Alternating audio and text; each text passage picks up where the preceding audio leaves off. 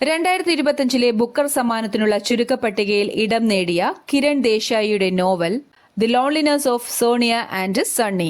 2006 the inheritance of loss എന്ന നോവലിന് Kiran ദേശായിക്ക് Booker സമ്മാനം ലഭിച്ചിരുന്നു. കിരൺ ദേശായിയുടെ അമ്മയും പ്രശസ്ത എഴുത്തുകാരിയുമായ അനിത ദേശായിയും 3 തവണ ബുക്കർ പുരസ്കാരത്തിന്റെ ചുരുക്കപ്പട്ടികയിൽ ഇടം നേടിയിട്ടുണ്ട്. ഇന്ത്യൻ കര, നാവിക, വ്യോമസേനകൾ സംയുക്തമായി നടത്തുന്ന ഏറ്റവും പുതിയ സൈനിക അഭ്യാസത്തിന് നൽകിയിരിക്കുന്ന പേര് ഓപ്പറേഷൻ കോൾഡ് സ്റ്റാർട്ട്. ഈ സൈനിക അഭ്യാസം പ്രധാനമായും ഡ്രോണുകളെയും ആന്റി ഡ്രോൺ സംവിധാനങ്ങളെയും പരീക്ഷിക്കാൻ വേണ്ടിയുള്ളതാണ്. കോൾഡ് സ്റ്റാർട്ട് എന്നത് ഇന്ത്യയുടെ ഒരു സൈനിക തന്ത്രത്തിന്റെ പേരുകൂടിയാണ്. പാകിസ്ഥാനെതിരെ വളരെ വേഗത്തിൽ ആക്രമണം നടത്താനുള്ള പദ്ധതിയാണ് ഇത്.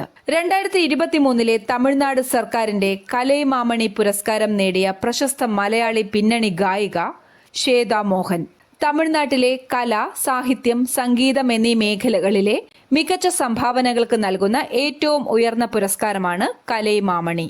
കുട്ടികളിലെ ഡിജിറ്റൽ ആസക്തി മാറ്റാനും സുരക്ഷിത ഇന്റർനെറ്റ് ഉപയോഗം പഠിപ്പിക്കാനുമുള്ള കേരള പോലീസിന്റെ പദ്ധതി ഡാഡ്, പുനർവിവാഹിതരുടെ കുട്ടികൾക്ക് പഠന മാനസിക പിന്തുണ നൽകാൻ വിദ്യാഭ്യാസ വകുപ്പ് ആരംഭിച്ച പദ്ധതി സുരക്ഷാ മിത്ര.